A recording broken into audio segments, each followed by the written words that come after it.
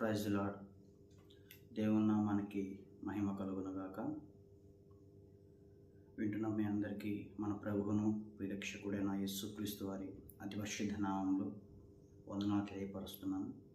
ఈరోజు ఒక చిన్న దేవుని మాట.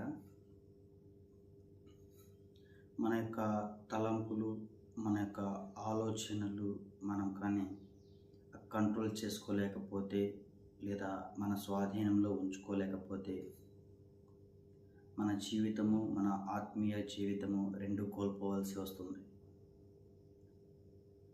క్రైస్తవులుగా యేసు ప్రభువుని వెంబడించేవారుగా మన తలంపులు కాదు, మన ఆలోచనలు కాదు, యేసు ప్రభు యొక్క ఆలోచనలు, దేవుని తలంపులతోటి మనము ముందుకు సాగాలి. బైబిల్ గ్రంథంలో చూస్తే దావీదు మహారాజు తన కంటికి నచ్చినటువంటి స్త్రీని బెత్షెబాతో పాపం చేసినాడు. ఎందుకంటే తనకు వచ్చినటువంటి తలంపులు అతను కంట్రోల్ చేసుకోలేకపోయాడు. అతను తన ఆలోచన స్వాధీనపరచుకోలేకపోయాడు. దానివల్ల దావీదు పాపం చేసినాడని బైబిల్ రాయబడింది. అదే విధముగా చూస్తే యోసేపుకి అవకాశం ఉండి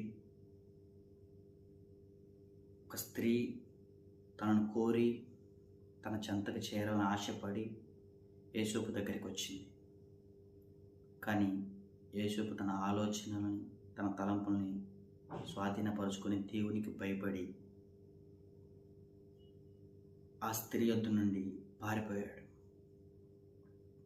అతను చనిపోతాడేమో, అతను జైలుకి వెళ్తాడేమో అని భయపడక మహారాణి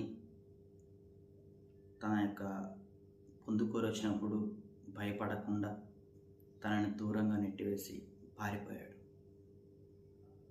దేవుడికి భయపడినటువంటి, దేవుని మార్గాన్ని వెంబడించాలనుకున్నటువంటి మనందరము ఇట్టి ఆలోచన కలిగి దేవునికి ఇష్టమైన కార్యం మనం చేయాలి. దేవుని మార్గంలో మనం నడవాలి. దేవునితో సహవాసం చేసి ఉండాలి. ప్రార్థన చేసుకుందాం. స్తోత్రము తండ్రి, స్తోత్రము దేవ, పరిశుద్ధుడా, ప్రేమామూర్తి, ప్రేమామయుడా, సర్వాధికారి దేవా, నీకు స్తుతులు స్తోత్రాలు చెల్లిస్తున్నాం తండ్రి. మా ఆలోచనలు, మా తలంపులు తండ్రి మేము కంట్రోల్ చేసుకోవడానికి సహాయం దయచేసి ప్రభు కృప దయచేసి బలపరిచి నడిపించండి దేవ. యేసయ్య, మా ఎడల మీ తలంపులు, మీ ఆలోచనలు నడిపించమని కోరుచు ఇదిగో తండ్రి సమస్త పాదాల చెంతకే అప్పగిస్తూ నా ప్రియుడు యేసుక్రీస్తు నామములో